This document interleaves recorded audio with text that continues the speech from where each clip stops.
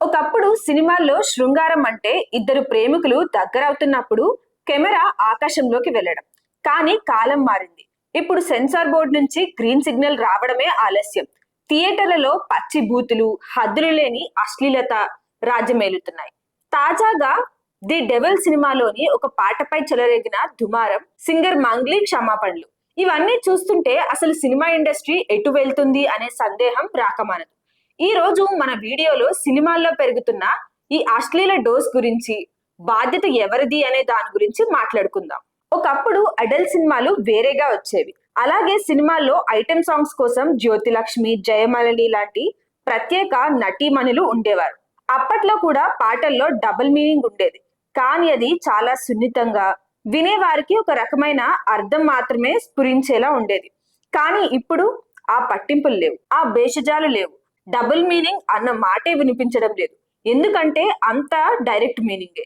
రాను రాను పాటలు, లిప్ లాక్ సీన్లు సర్వసాధారణం అయిపోయాయి. చిత్రం ఏంటంటే ఫ్యామిలీ ఆడియన్స్ కూడా వీటిని చూస్తూ ఎంజాయ్ చేస్తున్నారు అనే నెపంతో మేకర్స్ డోస్ పెంచుతూనే ఉన్నారు. తాజాగా ది డెవిల్ చిత్రంలో సర్కే చునార్ తేరీ సర్కే పాట విషయంలో జరిగిన రచ్చ అంతా ఎంత కాదు. ఆ పాటలోని లిరిక్స్ పచ్చి బూతుగా ఉన్నాయంటూ విమర్శలు రావడంతో దర్శకుడు ప్రేమ్ పాటను వెనక్కి తీసుకుని లిరిక్స్ మారుస్తామని చెప్పారు. పాడిన మంగ్లీ ఏకంగా క్షమాపణలు చెప్పారు. ఇక్కడ పాయింట్ ఏంటంటే తప్పు జరగాక క్షమాపణలు చెప్పడం కాదు. అసలు ఆ పాట రాస్తున్నప్పుడు, కంపోజ్ చేస్తున్నప్పుడు, షూట్ చేస్తున్నప్పుడు ఎవరికి అది తప్పని అనిపించలేదా? సక్సెస్ సొంతం చేసుకునే క్రెడిట్ విషయంలో అందరూ ముందుంటారు.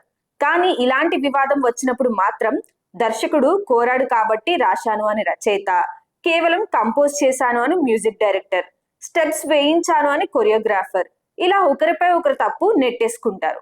అంటే సక్సెస్ మీది, తప్పు మాత్రం ప్రేక్షకులదా? ఇక మన సెన్సార్ బోర్డు గురించి ఎంత చెప్పుకున్నా తక్కువే. రాజకీయ విమర్శలు ఉన్నాయనో, దేశానికి ప్రమాదం కలుగుతుందనో విజయ్ లాంటి హీరోల సినిమాలకు సర్టిఫికేట్ ఇవ్వడానికి వెనకాడే బోర్డు ఇలాంటి పచ్చి బూతు పాటలకు మాత్రం ఎందుకు గ్రీన్ సిగ్నల్ ఇస్తుంది?